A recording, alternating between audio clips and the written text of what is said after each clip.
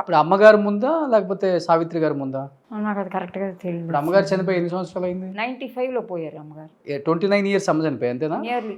అంటే ఆమె ముందు సావిత్రమ్మ గారా? సావిత్రమ్మ చనిపోయి 40 years పైన. అమ్మ లాస్ట్ స్టేజ్ లో సావిత్రమ్మ దగ్గరికి వెళ్ళే వల్ల లేదు, ఏం పరిస్థితి ఇలా ఇలా ఉండేసరికి అయిపోయింది. వాళ్ళిద్దరూ డ్రిఫ్ట్ అయిపోయారు. తర్వాత సావిత్రి ఆంటీ గారు కూడా రాలా. తర్వాత ఈవిడ వెళ్ళేది చూసేది మధ్య మధ్యలో. తర్వాత ఈవిడ పరిస్థితులు సరిలేదు. తర్వాత మరి ఆంటీ ఏంటో అలాగే డ్రిఫ్ట్ అయిపోయారు ఇద్దరు. నేను చిన్న పాపగా ఉండేటప్పుడు రెగ్యులర్గా వచ్చేవారు. నేను చెప్పాను కదా, అమ్మమ్మ వంట అంటే చాలా ఇష్టం సావిత్రి ఆంటీకి. అమ్మమ్మ బబ్బలే ఉండేవారు అమ్మమ్మ. మా మమ్మీకి ఆపోజిట్. మా అమ్మగారు వచ్చి స్టవ్ కూడా ఆన్ చేయరు.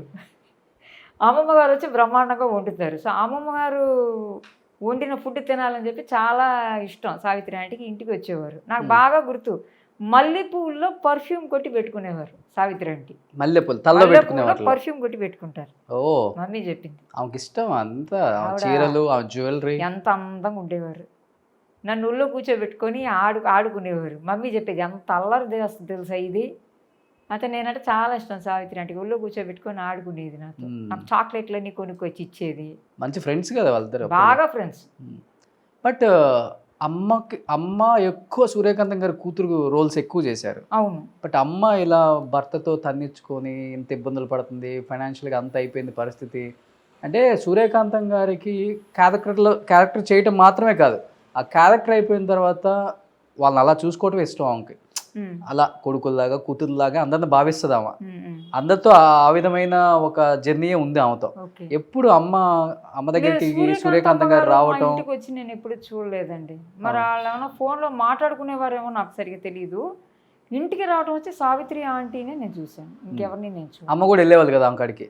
అమ్మ ఎక్కడికి వెళ్ళదు. ఆవిడ ఏదైనా ఫంక్షన్లు, ఈ 100 days ఫంక్షన్లు కానీ, ఫిల్మ్కి సంబంధమైన ఫంక్షన్లు ఏమైనా ఉంటే ఆవిడ వెళ్ళేవారు, వచ్చేవారు. వేరే ఎవరిళ్ళకి వెళ్ళినట్టు నాకు కరెక్ట్గా తెలియదు. రేలం గారి ఇంటికి వెళ్ళేవారు. రేలం గారి ఇంటికి వెళ్ళేవారు. అంతేగాని జమున గారు అమ్మగారు ఫ్రెండ్ మాట్లాడేవారు. అంతేగాని ఇంకెవరిళ్ళకి వెళ్ళటం నాకు కరెక్ట్గా తెలియదు. సో ఇప్పుడు రేలంగి గారు అంటే గుర్తొచ్చింది, ఒకానొక టైంలో వాళ్ళిద్దరికి కూడా పెళ్లి చేసేసారు. రేలంగి గారికి గిరిజ గారికి ఏదో నన్ను కూడా అడిగారండి చాలా మంది. గిరిజకి రేలంగి గారు ఒక ఇల్లే కొనిచ్చేసారు. ఆ ఇల్లు కూడా చివరి బస్ స్టాండ్ లో చచ్చిపోయింది అని ఎలా, ఎంత నిజమో ఇది అంత నిజమే.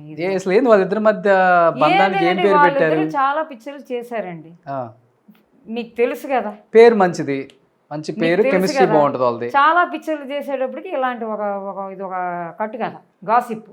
అందులో ఏ నిజం లేదండి. ఆయన మా అమ్మకి ఇల్లు కొనివ్వలేదు, ఆయన పెళ్లి చేసుకోలేదు, ఆయన అవన్నీ ఊనే. వాళ్ళిద్దరు కోస్టార్స్, లవర్స్ అన్నారు చాలా మంది, గుడ్ ఫ్యామిలీ ఫ్రెండ్స్ అంతే.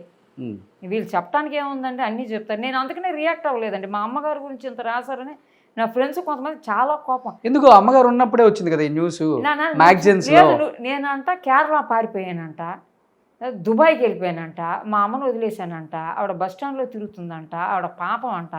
నా ఫ్రెండ్స్ చెప్పారు, నాకు కొన్ని పేపర్లు కూడా చూపించారు.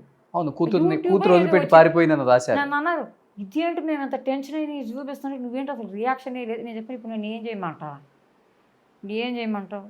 ఇప్పుడు అలా అందరూ నేను ఆపనా? నేను నిజాలు చెప్పినా వాళ్ళు చేసేది చేస్తూనే ఉంటారు. That is they are special quality. Giving wrong information is they are special quality. I'm least bothered about what these people are talking. అంటే నేను మా అమ్మని ఎలా చూసుకున్నానో, మా అమ్మ నాకేంటి, మా అమ్మమ్మ నాకేంటి అనేది నాకు తెలుసు. నేను ఎవరి దగ్గర గుడ్ సర్టిఫికేట్లు తీసుకోవాల్సిన అవసరం నాకు లేదా. భలే గిరిజ గారు అమ్మాయి బాగా చూసింది ఆవిడ, నా గుడ్ సర్టిఫికేట్ ఎవరి దగ్గర నాకు వద్దండి. నా డ్యూటీ అండి. మా అమ్మని మా అమ్మమ్మ నేను చూసుకుని వాళ్ళకే నేను ఫేవర్ చేయలే, వాళ్ళు ఎంతో త్యాగం చేశారు నా కోసం. It is my duty. I'm happy I did my duty. మా అమ్మ చచ్చిపోయిన రోజున పెద్ద మాలలు వేసి పెట్టి ఒక 100 మందికి ఫుడ్ ఇవ్వటం ఓకే, ఇచ్చుకోండి, నేను దాని గురించి చెప్పట్లేదు. ఆవిడ ప్రాణాలతో ఉన్నప్పుడు నేను ఆవిడకి ఏం చేశాను, ఆవిడ ఫోటోకి నేను ఇప్పుడు ఎంత పెద్ద మాలలు వేసుకుంటున్నాను అనేది ముఖ్యం కాదు. ఆవిడ ప్రాణాలతో ఉన్నప్పుడు నేను ఎలా చూసుకుంటున్నాను ఆవిడ, అకార్డింగ్ టు మీ అదే మెయిన్. అంతే. మన పేరెంట్స్ కానీ, మన గ్రాండ్ పేరెంట్స్ కానీ, మన ఫ్యామిలీ ఎవరున్నా వాళ్ళు పోయాక అయ్యో వాళ్ళు ఉన్నప్పుడు మనం ఇది చేసి ఉండాలి, మనం అలా తప్పు చేసేసామని వాళ్ళ ఫోటోలకి పెద్ద దండలు వేసి, వాళ్ళ ఫోటోల ముందు పెద్ద వస్త్రాలు పెట్టి, దండాలు పెట్టి, ఇట్స్ ఆఫ్ నో యూస్. వాళ్ళు ప్రాణాలతో ఉన్నప్పుడు మన వల్ల మ్యాక్సిమం మన డ్యూటీ, మనం ఏం చేయగలమో మనం చెయ్యాలి. అది ఒక బర్డన్గా మనం అనుకోకూడదు. It is not a burden.